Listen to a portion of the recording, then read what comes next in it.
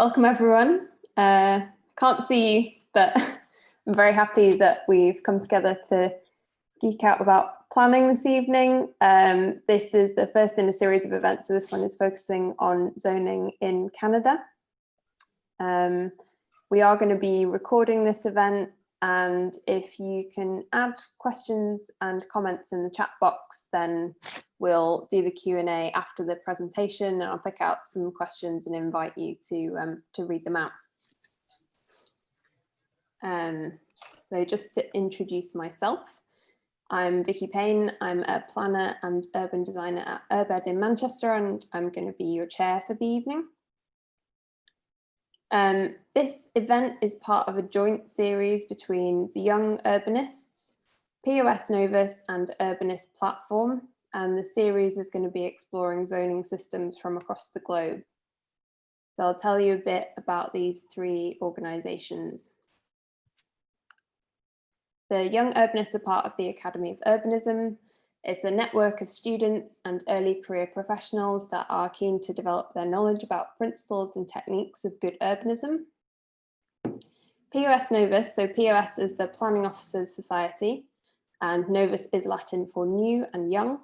So they represent a new generation of voices in public planning, and they're both a think tank and a network for and by public planners.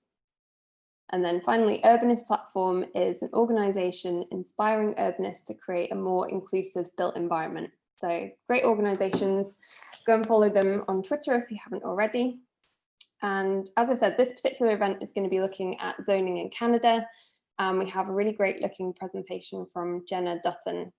Jenna's going to tell you a bit about herself, but she is a research coordinator at the Urban Policy Platform in the School of Public Policy at the University of Calgary. She holds a double major in urban planning and anthropology, which sounds like a really cool combination. She also has an MA in community development, and she did her thesis on community-based approaches to planning policy in 16 major cities. Since then, she's worked across a huge range of different scales. She's had experience of both the public and the private sector.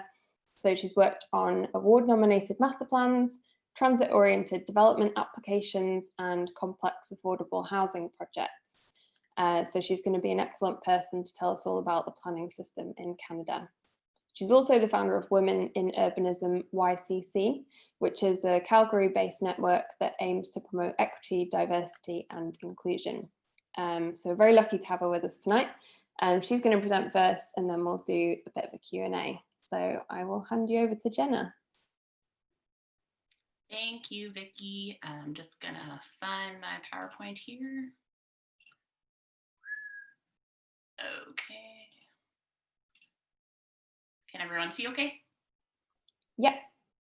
So thanks, Vicky, and thanks to all the organizations for having me. I'm happy to be here today to present to you about zoning in Canada.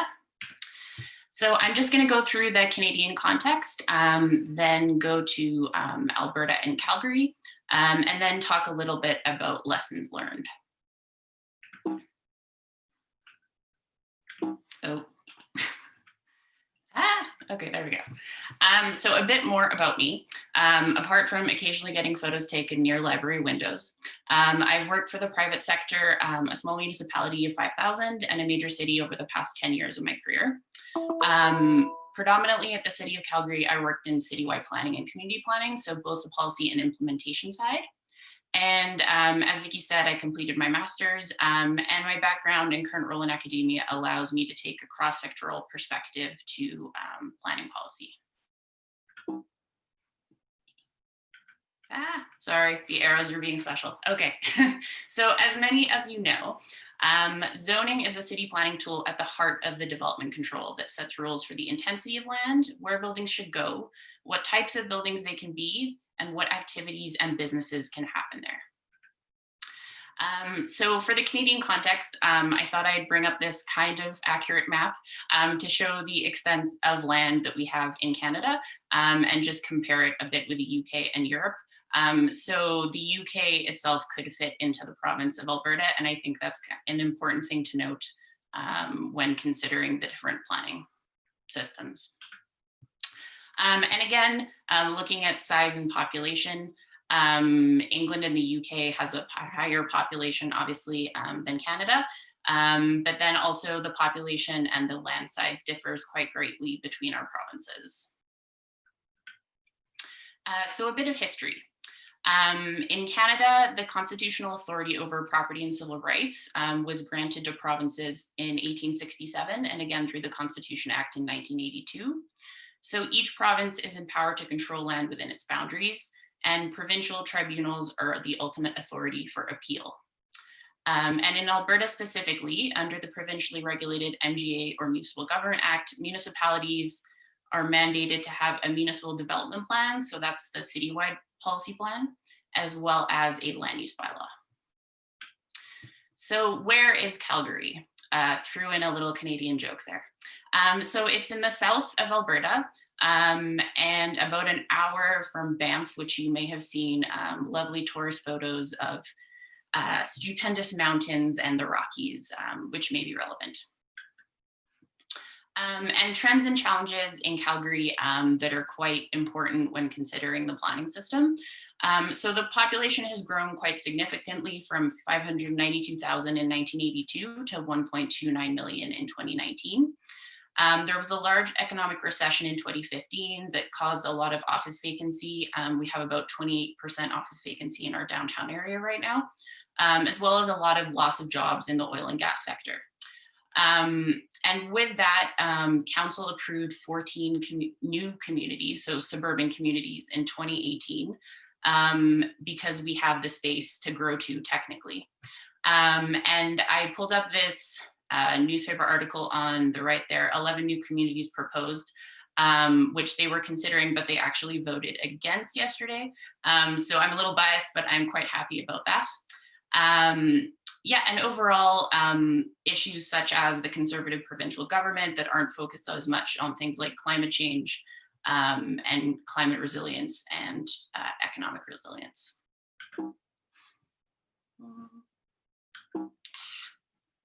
I'm just gonna click, okay, there we go. So in Calgary, as I said, this was, the majority of my work was for the city of Calgary, so I'll be talking specifically about that. So the Citywide Plan is the municipal development plan, and that was adopted by council in 2009 and aligns with the Calgary Transportation Plan. That works in alignment with the land use bylaw, which was adopted in 2007. And importantly, as of 2018, there were over 260 local plans within the city of Calgary alone. And for a comparison, Edmonton, which is the capital city of Alberta, has about 190. And Phoenix, which is the capital of Arizona in the US, which has quite a similar population to Calgary, only has 90. So the system is currently being updated and has been under consideration since 2018. So most local plans are outdated and lengthy. They cannot keep up with the rate of development despite the number of amendments. Most of the local plans do not align with the more recently updated policy and land use bylaw. And in order to address this, since 2009, they've added different guidebooks or volumes to the municipal development plan. So in order to reduce the size of the local plans, they've created volumes such as the Established Areas Guidebook, the Center City Guidebook, and the Developed Areas Guidebook, which are a way to consolidate the policy to make it less cumbersome. So what is being changed overall? Quite a few things. The Next 20 project is the updated MDP and CTB. So the Municipal Development Plan and Calgary Transportation Plan, but the scope has decreased due to reduced budgets. The local area plans, as I mentioned, are being updated. They're currently looking into a district multi-community system. So one is awaiting adoption, but has been delayed due to COVID, and two are being developed. These align with the Guidebook for Great Communities, which slightly confusingly changed names, was previously the Developed Communities Guidebook, but the councillor was really excited by the name change, so now it is the Guidebook for Great Communities. And then along with that, all of those changes will require changes to the land use bylaw.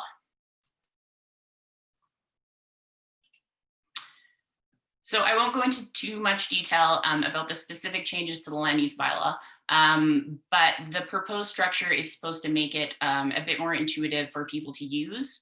And the overall intent is for the bylaw to work with how-to guides that will ideally be published along with the guidebook. So in a form of Calgary code. And then for the Calgary code to work with the local area plans to provide great communities for everyone.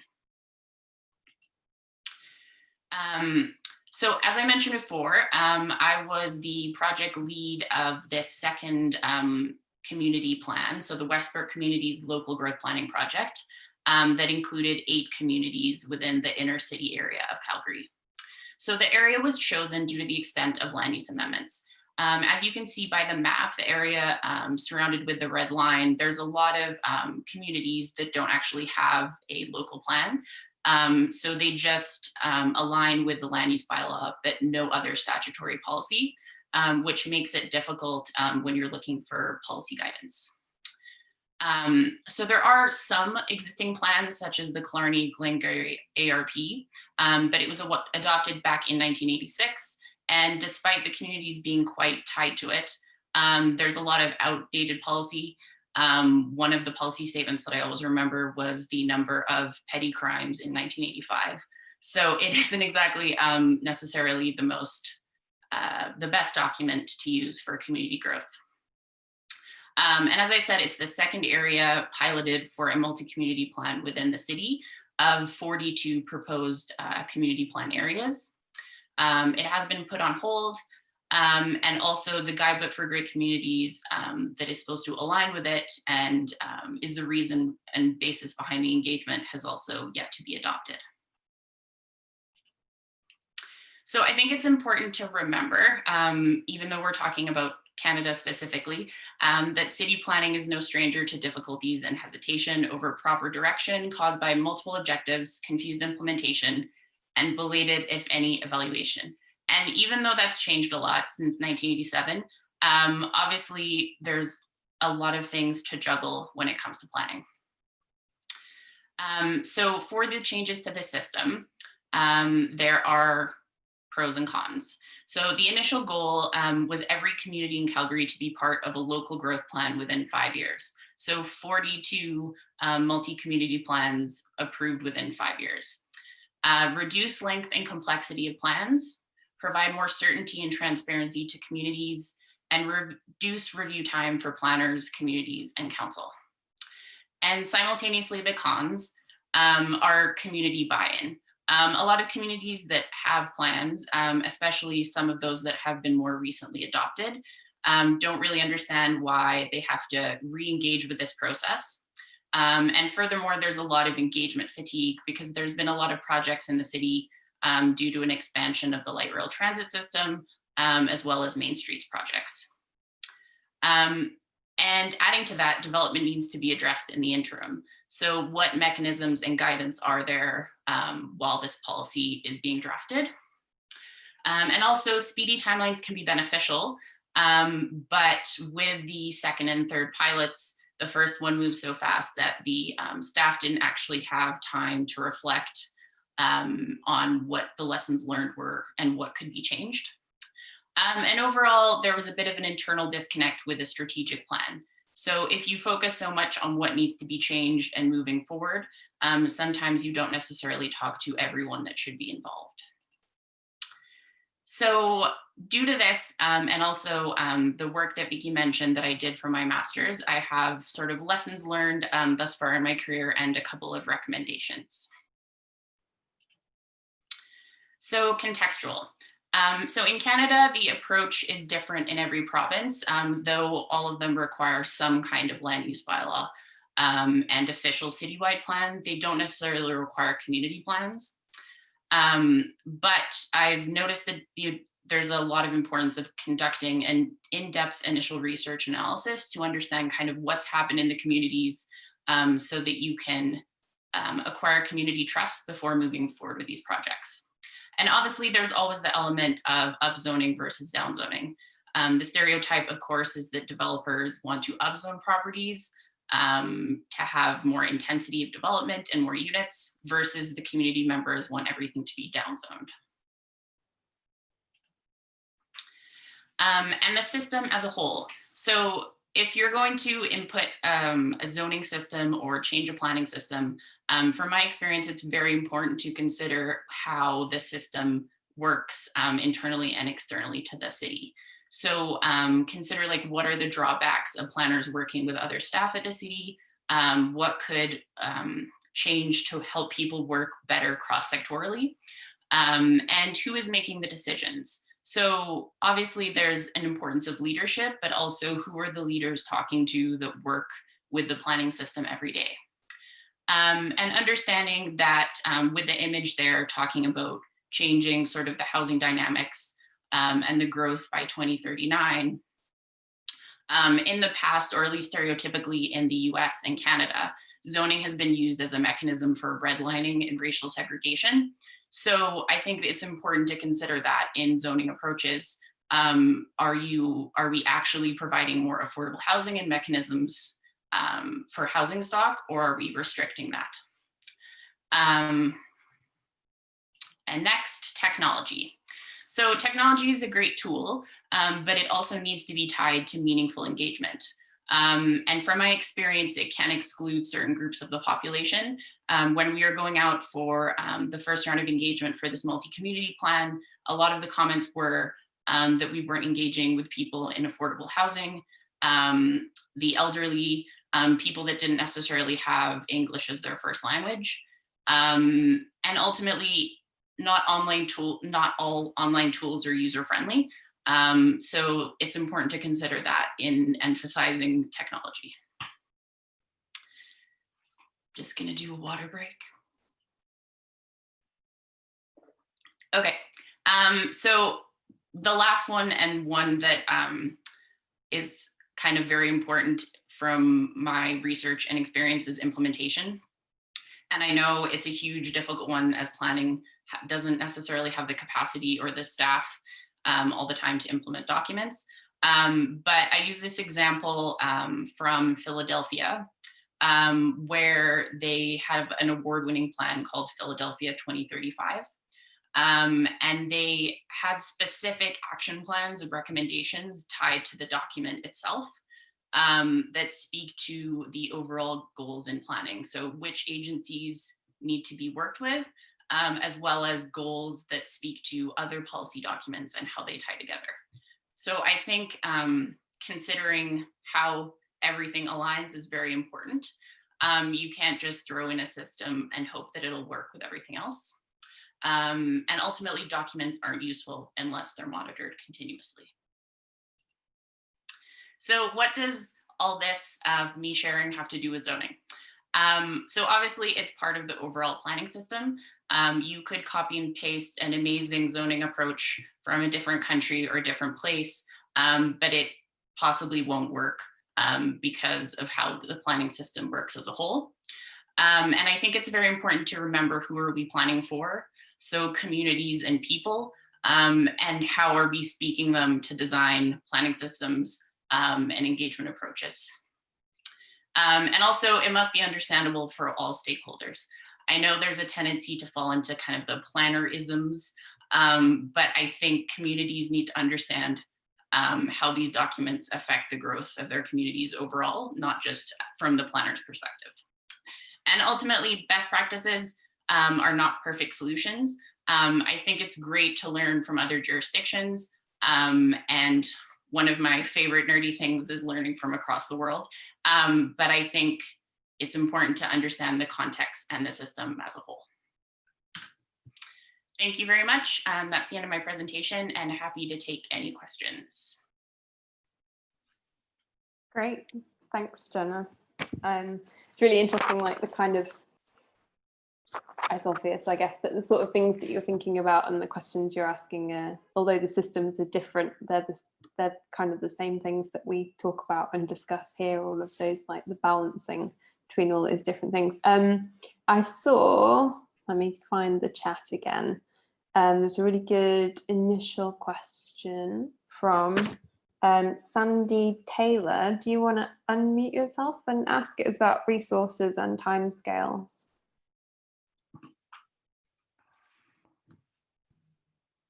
Yeah, thanks. I just thought, listening to Jenna, that there were a couple of points that came up. I was wondering, in terms of what size of planning policy team does Calgary have to prepare these plans, and also how long does it take to actually draw them up?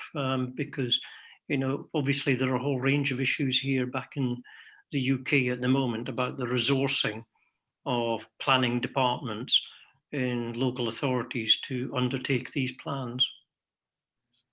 Yeah, definitely. Good question. So when I worked for this city, for instance, it was divided geographically. So there's 3 geographical areas in community planning. Each of those have about 30 to 40 planners.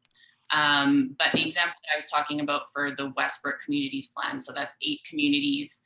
I was the project lead, and then I had 2 planners assisting me. And the goal with that project was to conduct engagement and have a draft plan adopted within 2 years.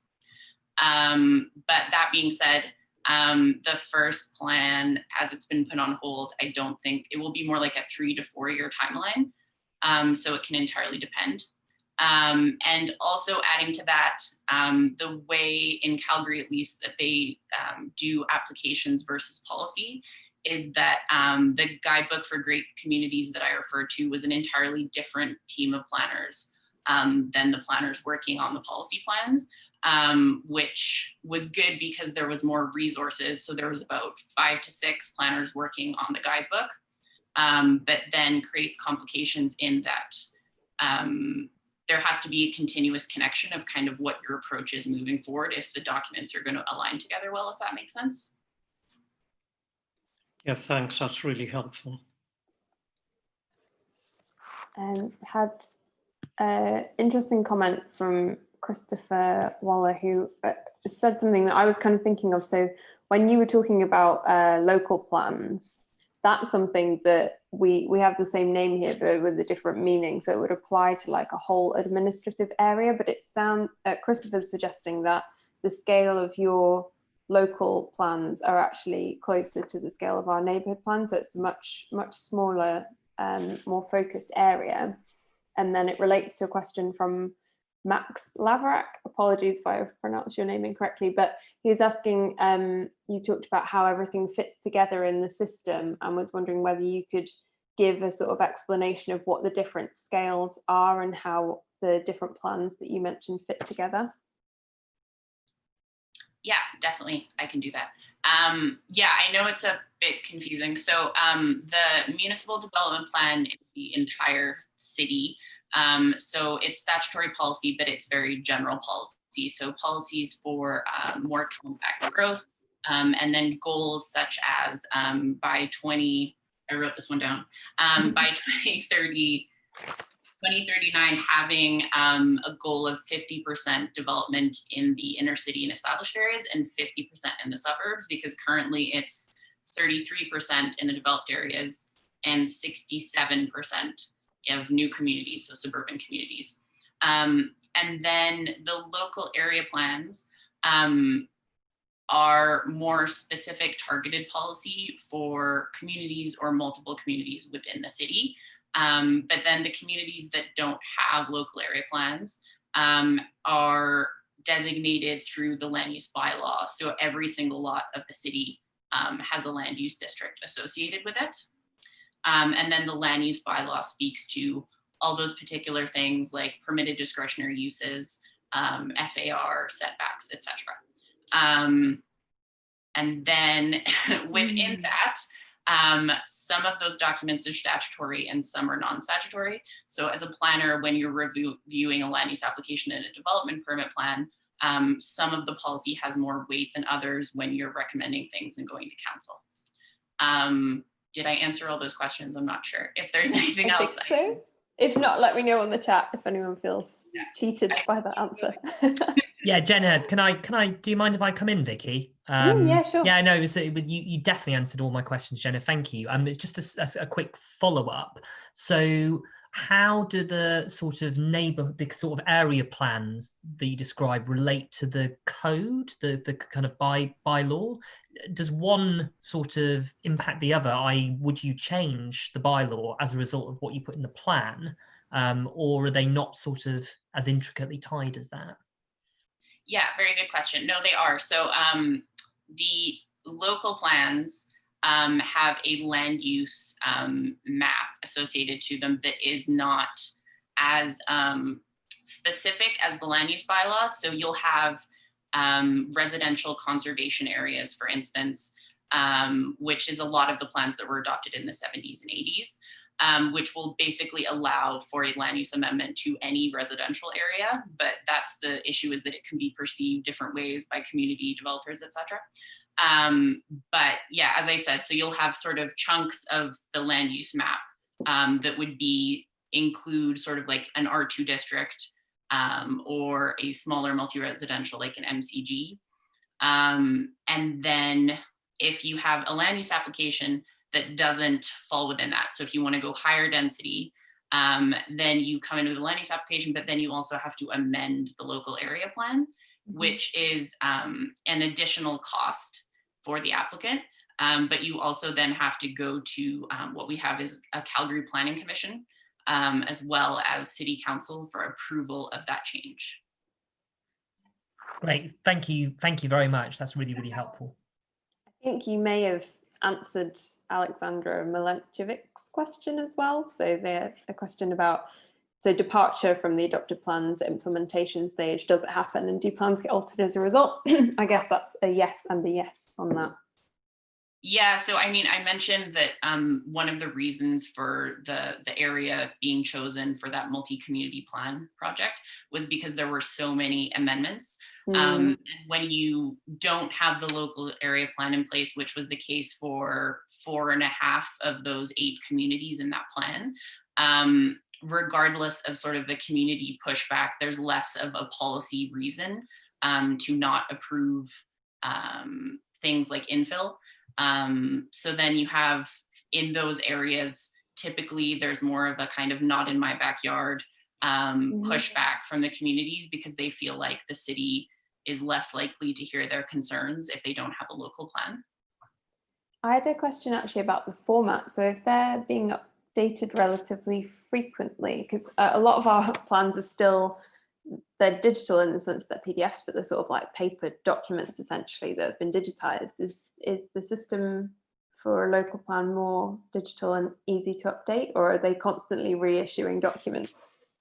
Yeah, so right now, before the new system has really come into play, most of the documents are still paper. So they'll be available online, but basically all of the amendments, probably similar to other countries and jurisdictions, they'll be listed on like the second page of the document saying like, this is when this was amended. So that's another thing. When you bring the land use redesignation to council, you have to also have an amended map.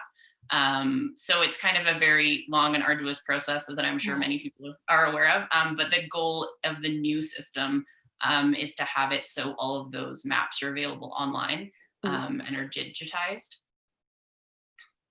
Great. Christian Boda's asked, oh, I've just realized I'm reading out people's questions. I'm supposed to be inviting people to ask them. Christian Boda, do you want to ask your question about politicians?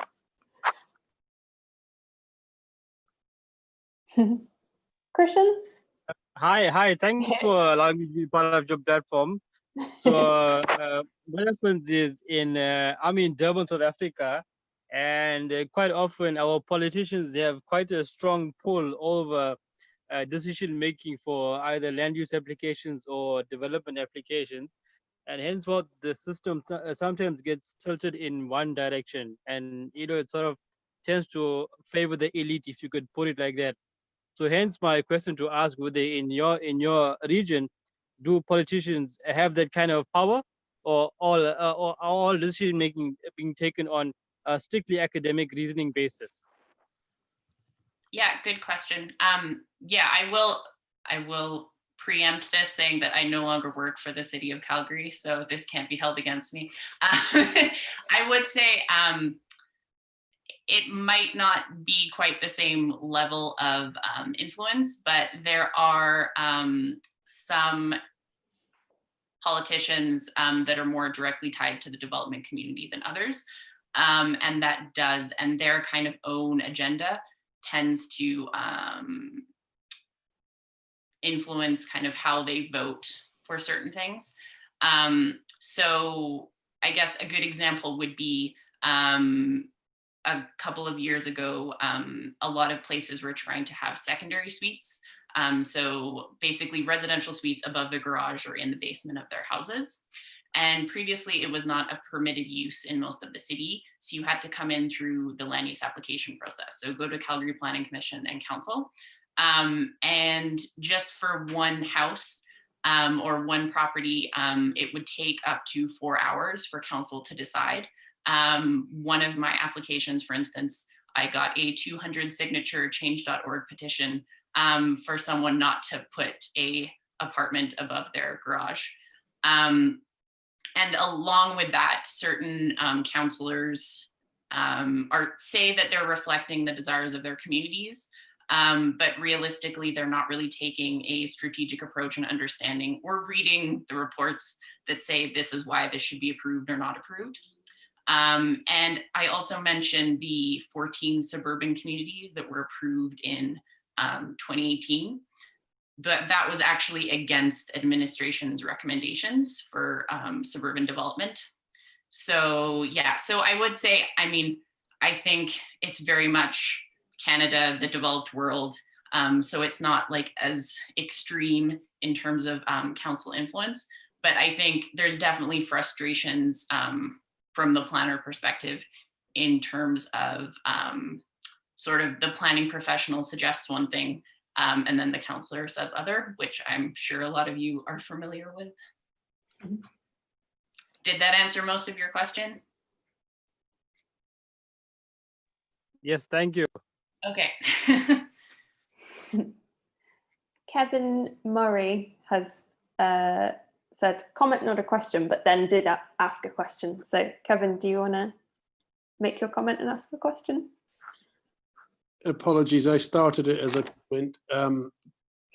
The question is really, how does it work for everyone? You've just referred there to how planners might feel about it, but how about the users of the system, members of the community and developers and investors? Does it provide more certainty or less? And that was leading in from the point of view of alignment, which you referred to lots of times in terms of plan alignment. But I sense there are other aspects of alignment like sectors and scale and space and so on. But how do the users, not just the planners, how do the others feel about it? Is it a good system, or do they feel, I suppose many of us are coming from a more discretionary system that's less rigid than the zoning systems around the world. How do the different users feel about this zoning type system? Thank you. Yeah, no problem. Good question. So I should say that the current system versus the new approach system, there's a lot of frustration from, in Calgary, we have community associations, which are volunteer-based organizations in most communities. And they're the ones that review and comment on planning applications. So if you have a land use application, you circulate it to the community association, and then they provide feedback. There's a lot of time that goes into that, which is obviously volunteer hours. And the comments and letters are usually 8 to 10 page documents from the community. And they don't really feel like their comments are necessarily heard. So yeah, there's frustration on that side. And then at the same time, as I was referring to kind of upzoning versus downzoning, developers feel simultaneously that the planners or administration listen too much to communities to not approve such things like infill in the developed areas and things like that. So the goal of the new system is to address kind of both those things. So more certainty for communities and more flexibility for developers. But as I'm sure a lot of you know, you can't really do both those things at the same time. I think you can, I'm an optimist, but I think that's the importance of conveying kind of what the goals of a new system or approach is. So if you're trying to provide more affordable housing or housing units, or improve kind of housing availability within an area, then I think that has to be conveyed in the early stages of an engagement or a policy draft or things like that, because I think sometimes that gets lost in talking to communities. There's a lot of, I guess, distrust in Calgary for planning, or there has been, in that you kind of go to an engagement approach or an open house, and we already know what we want to do. So it's kind of like, put your sticky note on this board, but it doesn't really matter. So that's kind of been the perception over the years. I think that's improving a bit. But as I said, having that kind of background in community development, I really think that engagement has to be meaningful. And I think you can kind of be on the good side of developers and the community if you do things well and think it out properly. Did that answer all your questions? Thanks, Jenna. Thank you. No problem. On the community engagement, the cost burden of that falls on the public sector, is that right? Or is there a developer, is there an expectation that the developer is going to fund and undertake that? Yeah, so it's on the municipality for the larger projects. If you have sort of a, there's like minor and major local plan amendments. So a minor would be you're changing from like a row house land use to like a fourplex or multi-residential development. And then a major would be you're changing the actual kind of policy statement or words in a document. So for a major, they have to engage with the community. And in that case, they have to hold kind of like an open house that I was referring to. So they have to accrue that cost. But it's kind of up to them to what level of like detail and how many cookies they provide, etc.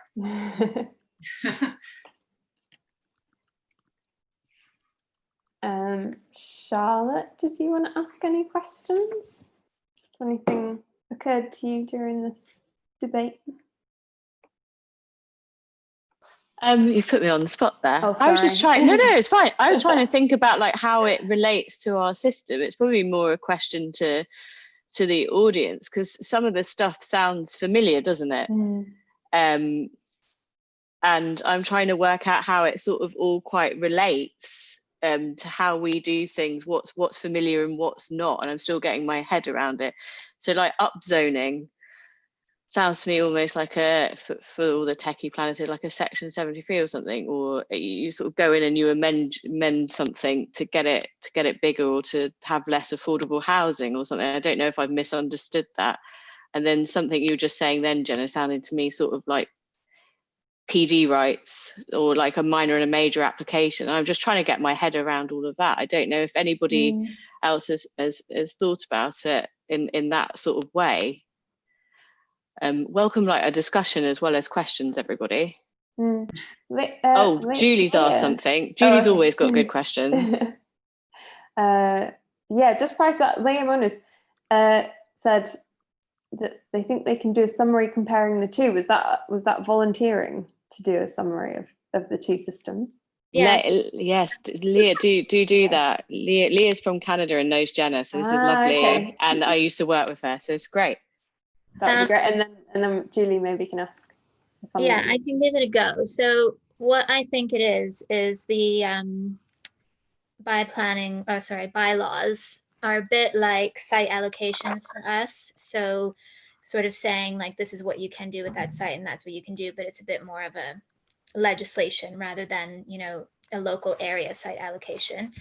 And then what Jenna is saying is that when you want to change, a site allocation or a particular use that it's allocated for, you have to go back and change, that local area plan.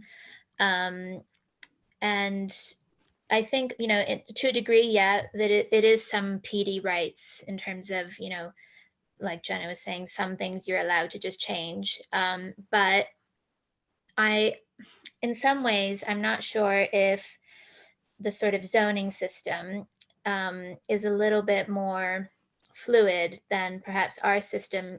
For example, Class E that recently came in with, all these different uses going under one umbrella.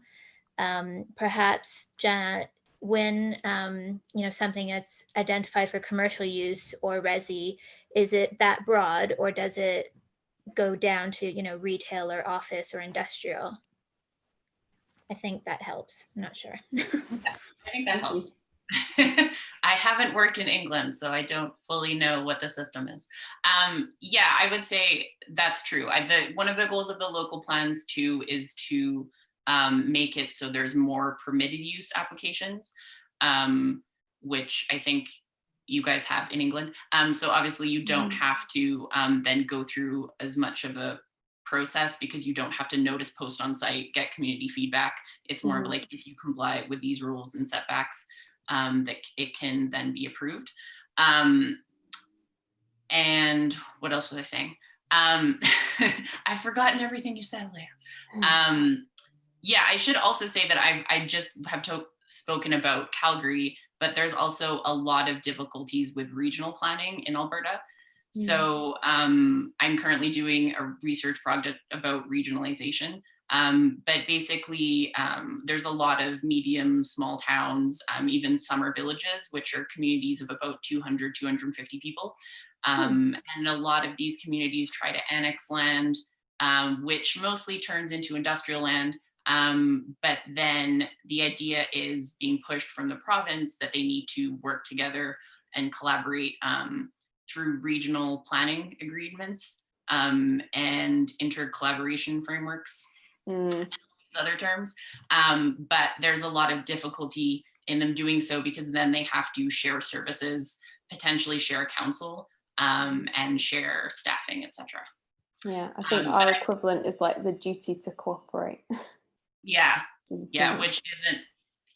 which is even hard collaborating like across silos at the city. So I mean, it's difficult for communities as well, right?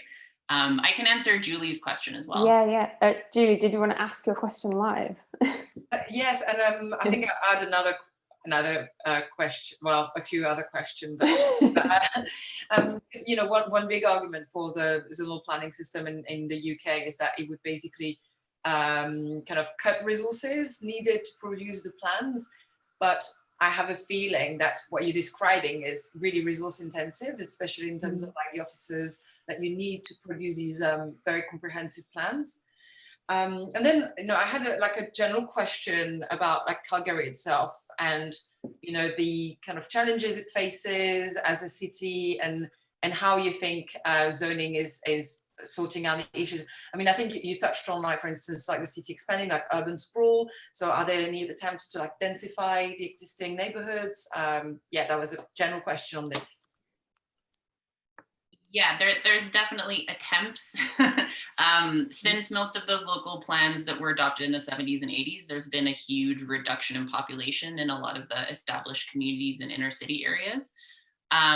So there's a lot of attempts to densify areas, but obviously in doing that, there's a perception that you're changing communities and changing kind of the vibrancy and character.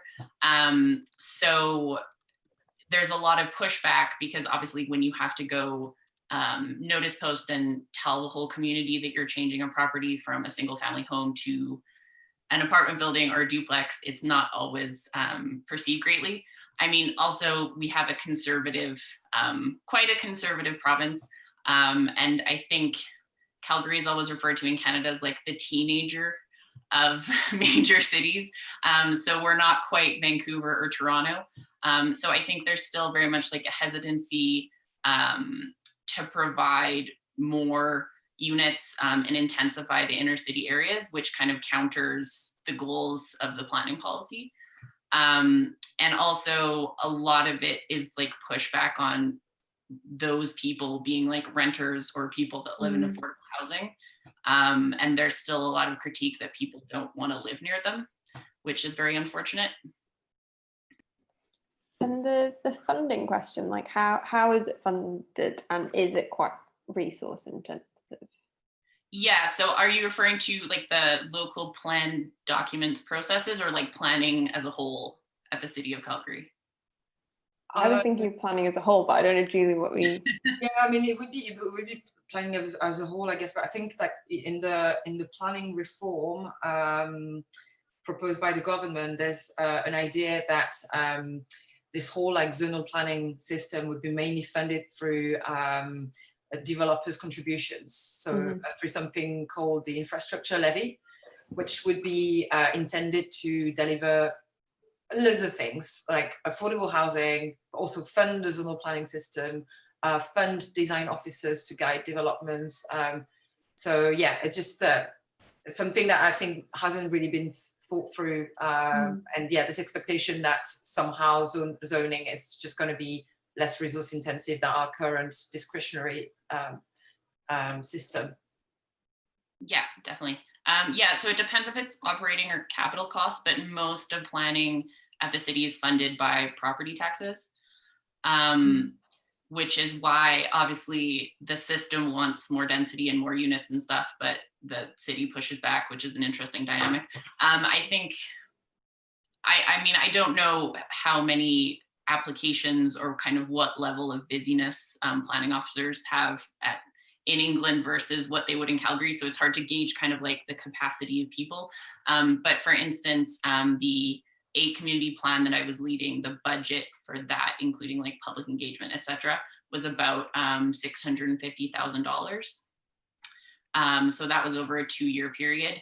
But yeah, I mean, it's hard to say really comparing those things. I would say though, we do have like a levy process that is basically updated every 6 months because it's very complicated. But because we have so many suburban communities, if developers want to acquire land and build on those, they have to contribute to obviously like the infrastructure that ties to those things. So most of the time, if they're building on land that is just greenfield, then they have to consider sort of like, they have to pay for part of a road, all of like the water, sewer, et cetera, contribute to things like fire stations. But the issue is that the actual costs of those things haven't been fully recognized in previous developments. So when I showed that article about approving 11 communities, they were also recommending not to do that because they still haven't paid for the infrastructure for the 14 other communities that were adopted. So it's difficult to actually equate the overall cost of those things as well, especially due to inflation and things like that. And is there a mechanism where they can get out of paying certain amounts of that? So like in the UK, we have viability assessments, and through that, you can get out of paying certain like contributions, or like you might be able to get out of delivering affordable housing, for example. Or is it sort of a non-negotiable? Not really in the suburban areas, but for instance, in more of the center city, inner city areas, we have like bonus density incentives. So if you want additional height, you have to contribute from like a list of certain things. So that can be kind of 3-bedroom units, a certain portion of affordable housing. You can contribute to like a business revitalizing zone kind of fund that will contribute to the community after, those types of things. And a lot of developers just end up doing sort of the standard things, which typically aren't affordable housing because we don't have an inclusionary zoning mechanism. But typically they can't really get out of those payments. It's just that in the suburbs, they don't have to pay all of them until they've built or developed a certain amount of the product, which because of the recession and the slowness of everything tends to happen quite frequently. Yeah, that's interesting. We had a question from Christopher Waller. Yeah, I think my perspective of the shift to a zoning system is it's intended to shift the resource from the application side in processing those to shift the resource that's needed to the what's called front loading, to the actual plan making side. And I just highlighted that the majority of planning applications by raw numbers that departments in councils in the UK deal with are generally for smaller works such as householder works, but also shop fronts and other things that don't necessarily involve the creation of new residential or commercial units. Are those do those generally involve zoning applications in Calgary, or are they primarily dealt with by building regulations? Yeah, so there's a lot of like small details that I didn't want to go into too much with the presentation, but very good question. So in Calgary specifically, I was in what they call Stream 4 applications. So that's when you're talking about like a permitted use to some extent, but not those kind of like smaller scale single family homes, kind of facade treatments, kind of minor change of uses. In Calgary, they do that through the Stream 3, which is the planning counter. So there's a far faster process in things like that. So a new single family home or like a minor change might be approved in 2 weeks to a month. And those are more what we call, I'm going to forget the term now because I haven't worked them for a while. Not planners, but they're like planning technicians. So it's kind of a different level of analysis. But things, yeah, so I personally didn't do things like minor change of uses, but some other small detail things like changing the facade of like a affordable housing building, I did do that when I was working in planning. Yeah, so I think the system has addressed kind of those minor things better in the past years when we've shifted the speed of how planning technicians have reviewed those things. Did that answer your question? Maybe. Oh, you're on mute. Christopher? Yeah, I think that answers it, because obviously at the moment some things are some of those minor changes are permitted development or dealt with through a prior approval process, but that still is a relatively lengthy sort of turnaround in some cases, because it's not. So I guess it's if you're making the system more flexible, then I guess the zoning would allow for those things to occur more frequently. I know I recently co-drafted a paper on like office vacancy, so I was looking at office buildings in the UK being changed to residential through the permitted development thing that I may be speaking of incorrectly. No, that's right. But I think, so, I mean, for me, that speaks to the benefit of making a system more flexible, but then at the same time, you're creating units and housing that isn't actually that livable. So obviously we're talking about things that are a bit more minor than that. I think you can change the system to adapt to more minor things, but if you're talking about sort of commercial office uses to residential or things that impact people's standard of living, then it's kind of, you kind of have to weigh what should be changed and what should be more flexible. Right, so I've been told by Olga that we're kind of at a point where we're starting to take the final few questions and wrapping up now. So I think there was one, it's probably quite easy to answer, assuming you know the answer. So how many planners would you say work in the City of Calgary, roughly? If you include like transportation planner, parks planners, all of the planners, it's about 400. There are 50,000 employees, to give some context. But yeah, as I said, the population is about 1.3 million. So I don't know if that's, if that gives like a gauge or, yeah. And then we had one about how, just a really quick fire, like how long would it take to produce a few of the plans at different levels? So like For the really Yeah, so I large think like ones. the 8 community plan, as I said, they were going to do 42 of them in 5 years, which I think was a little unrealistic. I think, I mean, from start to adoption, it's about 2 years. For a land use amendment, the average is about 5 to 6 months.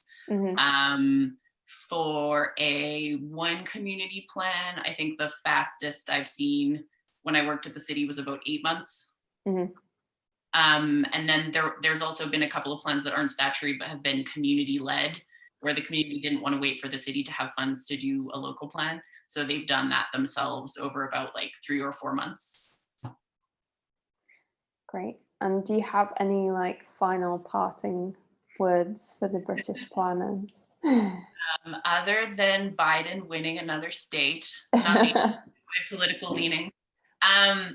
Yeah, just that I'm happy to answer kind of any questions following up in other emails. My email is jenna.dutton@ucalgary.ca.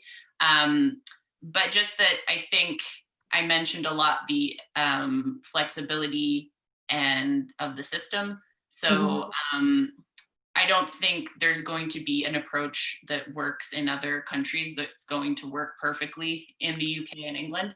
But I think there's definitely aspects that could be really beneficial. But I think understanding, I don't think I specifically talked about scenario planning, but that's a big one for me. Understanding that if you're doing like a timeline and approach, that you should think about kind of the short, medium, and long term.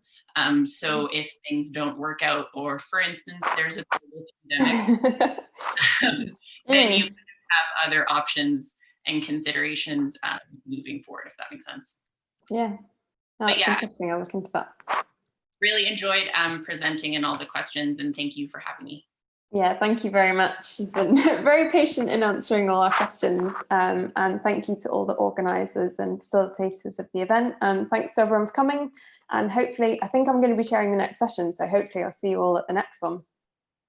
Great, thanks, Vicky. Thank you. Cheers, bye. Thank you, everyone. Thank you, everyone. Have a nice evening.